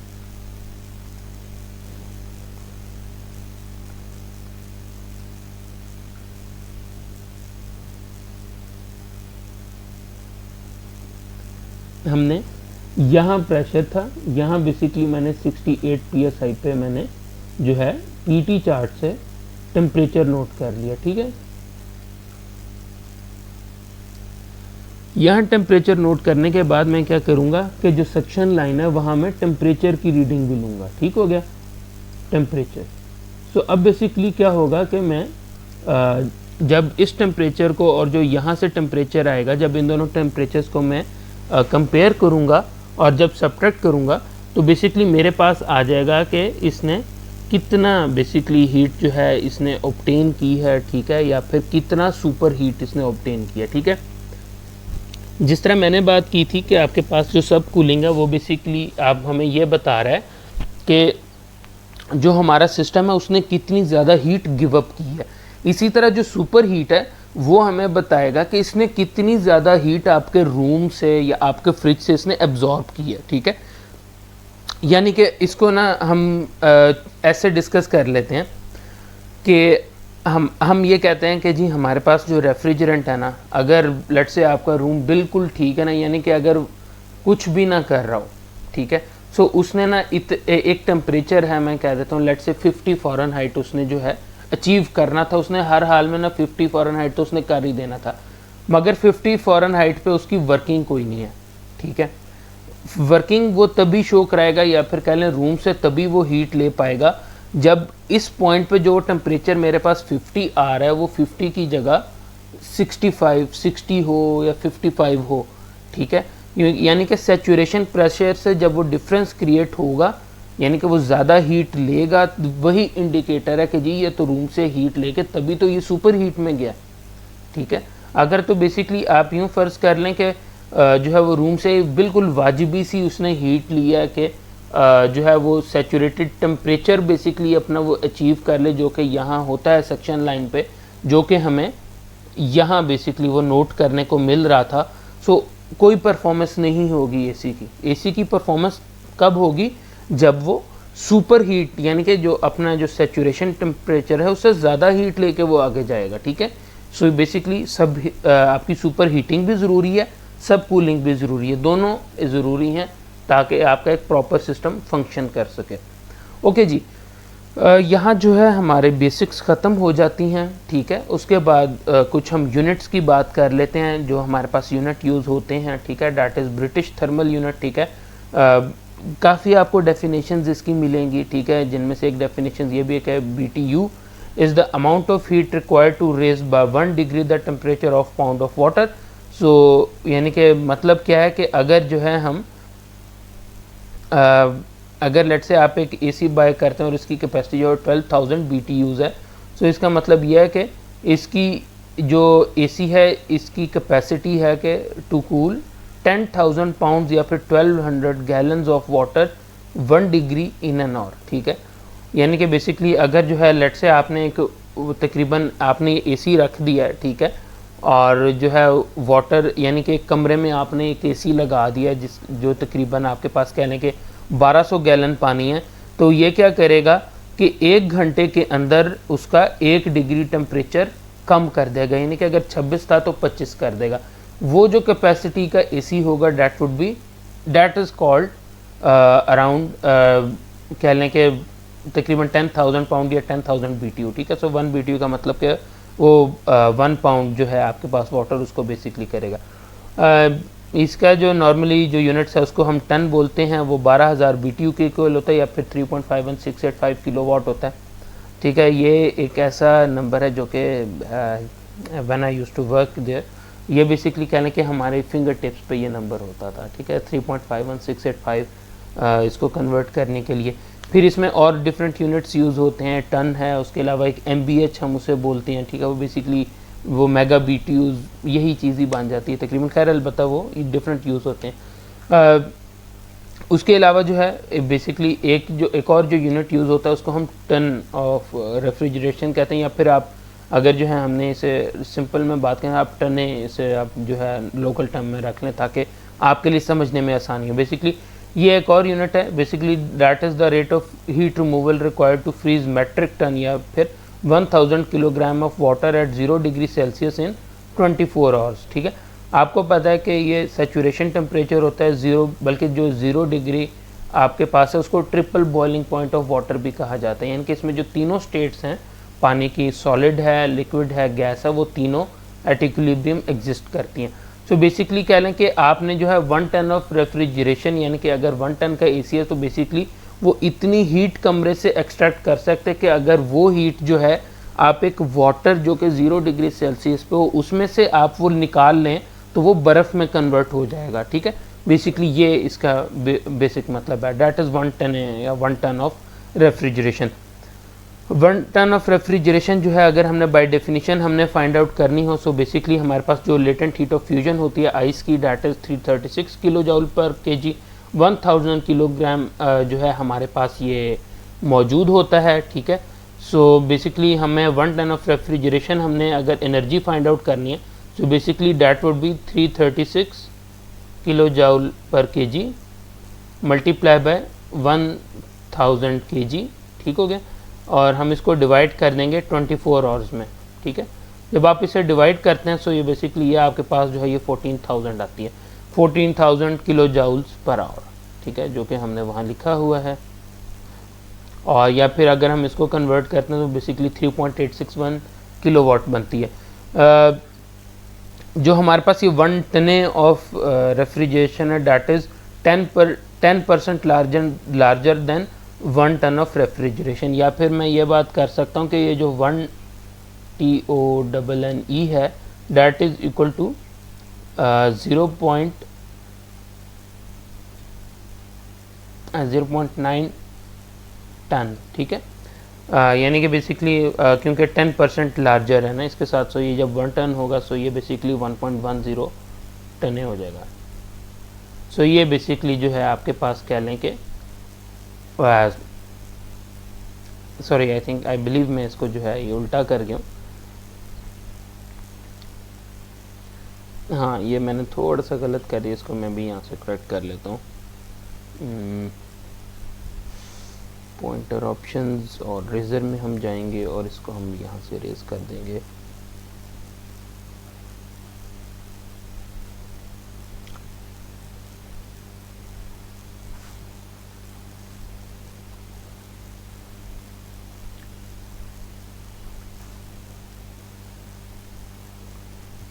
ओके, हम यहाँ लिखेंगे कि 1 ton is equal to 0.9 TONNE। अब ये सही है, ठीक हो गया। सो ये बेसिकली जो है यूनिट कन्वर्जन है। ठीक है, नॉर्मली जो है हम 1 टन ही यूज़ करते हैं। ठीक है, ओके। उसके बाद अगर हम कोफिशिएंट ऑफ परफॉर्मेंस की बात करें, एयर कंडीशनिंग सिस्टम में यूज़ होगा, सो COP जो है बेसिकली वो आपके पास सिंपल रेशो होती है, defined as the ratio of useful refrigeration और refrigeration effect due to network input. ठीक है, यानी कि सिंपल जो है आपके पास आउटपुट ओवर इनपुट सिंपल आपने जो है वो सिंपल आपने फाइंड आउट करना, डेट इज बेसिकली COP। अच्छा अच्छा, एक चीज़ जो कॉन्सेप्ट है ये आप लोगों को यार बुक में नहीं मिलेगा, वो मैं आप लोगों से शेयर कर देता हूँ। वो ये है कि अब डिफरेंस हमारे पास क्या है EER में और COP में। अगर आप में से कोई कल कलान जो है किसी कमर्शियल इंडस्ट्री में जाएगा तो आप देखोगे कि अगर तो लेट से हम कूलिंग के लिए फाइंड आउट कर रहे हैं ना, कि अगर लेट से आपके पास एक AC है, वो कूलिंग में उसकी एफिशिएंसी क्या है, सो उसको हम EER लिखते हैं। जब वो हीटिंग के अंदर होता है तो उसको जो मैन्युफैक्चरर्स हैं उसको COP लिखते हैं। सो ये अगर हम इंडस्ट्री में बात करें तो EER और COP दोनों में फ़र्क होता है। अच्छा, अब जो है EER से क्या बनता है, EER से बनता है एनर्जी एफिशिएंसी रेशो, ठीक है। अगर हमने ये फाइंड आउट करना हो ना, तो इसका बेसिकली एक और हल भी होता है, यानी कि मैं अगर आपको यहाँ सिंपल जो है मैं बता देता हूँ तकरीबन,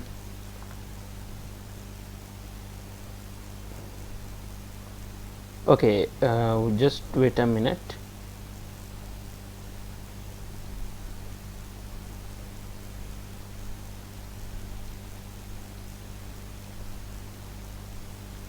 मैं बात करता हूँ कि मेरे पास जो है ना 1 टन मेरे पास जो है उसका AC है, ठीक है, यानी कि 3.51685 किलोवाट, ठीक है।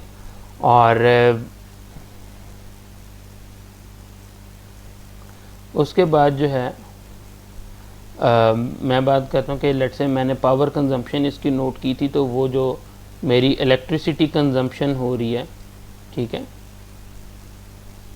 वो मेरे पास है तकरीबन 14 किलोवाट, ठीक है। सो अगर मैंने अब EER या फिर जो है मैंने COP फाइंड आउट करना हो, सो वो बेसिकली क्या होगा कि सिंपली आप जो है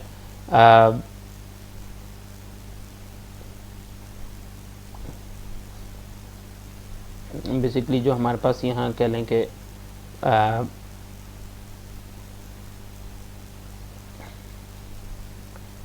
14 किलोवाट थोड़ा सा ये ज़्यादा हो जाता है, ठीक है। 14 किलोवाट नहीं होगा, बेसिकली 1.4 किलोवाट समथिंग कुछ इस तरह से होगा। सो बेसिकली हम करेंगे क्या कि हमारे पास ये जो 3.51685 जितनी भी कूलिंग है, इसको हम डिवाइड करने के 1.4 से, तो हमारे पास जो है वो EER आ जाएगा। नॉर्मली जितने भी एयर कंडीशनर्स होते हैं, ठीक है, जो हमारे पास डोमेस्टिक हैं, उनकी EER जो है वो आपके पास 3 से लेके 4 तक होता है, ठीक है, COP या EER, ठीक है।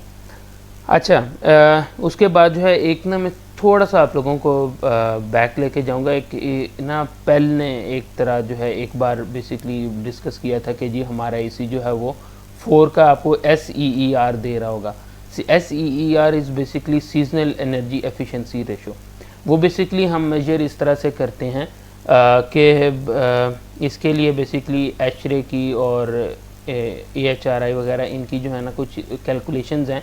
वो ये कहती हैं कि आपके पास कोई भी AC है, अगर लेट से आपके पास 1 टन का AC है, तो वो कभी भी अपनी 100% कैपेसिटी पे फुल टाइम नहीं चलेगा, बल्कि कैलकुलेशंस ये कहती हैं कि जी सिर्फ 2% ऑफ द टाइम वो अपनी 100% कैपेसिटी पे चलेगा, जबकि 75% ऑफ द टाइम जो है कह लें कि जो है, या फिर 75% of the time that would be running at its reduced capacity, या फिर उसको वो कहते हैं 0.61.25% of the time that would run at सिट 75% कैपेसिटी।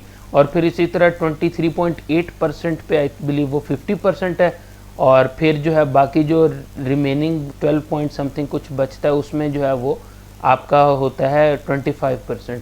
सो बेसिकली ये कैलकुलेशन है। और अगर आप जो है मैं अगर इसको ओवरऑल भी बात करूँ, तो आपने अगर 1 टन का AC लगाया तो कभी बहुत मुश्किल है कि आप एक्चुअली यानी कि बहुत ज़्यादा बंदे कम हैं, फिर हो सकता है कि बिल्कुल आप 16 पे करके चलें और बिल्कुल 1 टन का हो, वरना नॉर्मली ऐसा बहुत कम होता है। नॉर्मली क्या होता है कि वो अपनी 75% कैपेसिटी पे ही आपको वो कर देता है, यानी कि बेसिकली उनकी कैलकुलेशन। सो उससे जो एक एफिशिएंसी और एक पूरा एक खैर डिफ़िकल्ट फार्मूला है जो कि हमारे कोर्स में शामिल ही नहीं है, मगर मैं आपको बता रहा हूँ for the sake of your information कि बेसिकली हम SEER ये सीजनल एनर्जी एफिशिएंसी रेशो हम वहाँ से फाइंड आउट करते हैं। सो यहाँ जो है हमारा ये आज का लेक्चर ख़त्म होता है, ठीक है। इसमें बहुत सारी चीज़ें हैं जो कि हमने जो है कह लें कि नई ऐड की हैं, ठीक है, और हमने जो है कह लें कि नॉर्मल जो है हमारे पास उसके अंदर जो है हमने जो जूम लेक्चर है उसके अंदर हमने नहीं कवर की थी। सो आई होप कि जो है आप लोगों को जो है अच्छा लगा होगा आज का लेक्चर, ठीक है। काफ़ी इंटरेस्टिंग था, काफ़ी चीज़ें थी। इनफैक्ट मेरे लिए जो है इसमें बहुत सारी चीज़ें ऐसी थी जो कि मुझे काफ़ी अरसे बाद जो है मुझे रिवाइज़ करने को मिली। इनफैक्ट साल सवा साल जो है बेसिकली इंडस्ट्री से बाहर रहने के बाद बेसिकली उनको दोबारा मैंने जो है ये कवर अप किया। So that was good for me. अच्छा, इसी तरह जो है अगर जो है हमने फाइंड आउट करना हो ना हाँ ठीक हो गया। ये बेसिकली वही मैं देख रहा था कि नॉर्मल जो है आपके पास जो इलेक्ट्रिसिटी कंजम्पशन होती है वो या तो 1200 वाट होती है, 1.4 किलोवाट होती थी, सो ये 14 वैसे गलत है, ना हो इट्स ओके। अच्छा, बात ये कर रहे थे कि जो है बहुत सारी चीज़ें हैं जो कि हमें देखने को मिलती हैं और आप जो है आप लोगों को भी यार पसंद आई होगी। अच्छा, एक चीज़ जो है वो यहाँ आई बिलीव यहाँ मेंशन नहीं होगी, सो उसके लिए मैं स्टिकी नोट ऐड कर देता हूँ।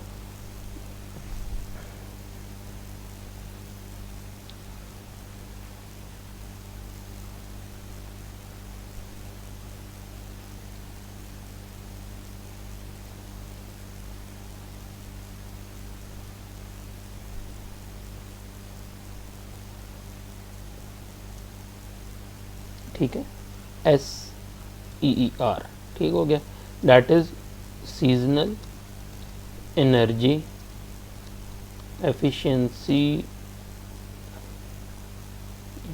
CY ratio. ठीक है, ये SEER है जिसका भी मैंने 75 और जो परसेंटेज वाली बात की, बेसिकली ये होता है। जब आप इसको खुद भी लुकअप करोगे ना इन चीज़ों को, तो हो सकता है ये चीज़ें आपके सामने आए। सो इट इज़ बेटर कि जो है आप लोगों को ये पता हो। वो बेसिकली मार्केटिंग टैक्टिक था, और अगर आपको टेक्निकली पता है तो पेल वाले बेसिकली जो है कुछ भी नहीं कर रहे थे, सिर्फ अपना जो है कहें AC बेचने के लिए वो बेसिकली एक वो इन्फॉर्मेशन बता रहे थे जो कि नॉर्मल कंज्यूमर को नहीं पता होता, वरना उसमें या फिर जो भी आपके हमारे जो बाकी सिस्टम हम यूज़ करते हैं उनमें कोई फ़र्क नहीं होता। ठीक है, so that is pretty much from today's lecture. ठीक है, इंशाल्लाह जो हमारे पास नेक्स्ट लेक्चर होगा उसमें फिर हम दोबारा मुलाकात करते हैं। कोई भी आप लोगों की तरफ से क्वेरी हो, आप जो you feel free to ask, जिस टाइम मर्जी पूछेंगे, I will be there to answer you. ठीक है, so rest well, sleep tight, and prepare the lecture well, and we'll see you in the next lecture inshallah. Take care. Allah Hafiz.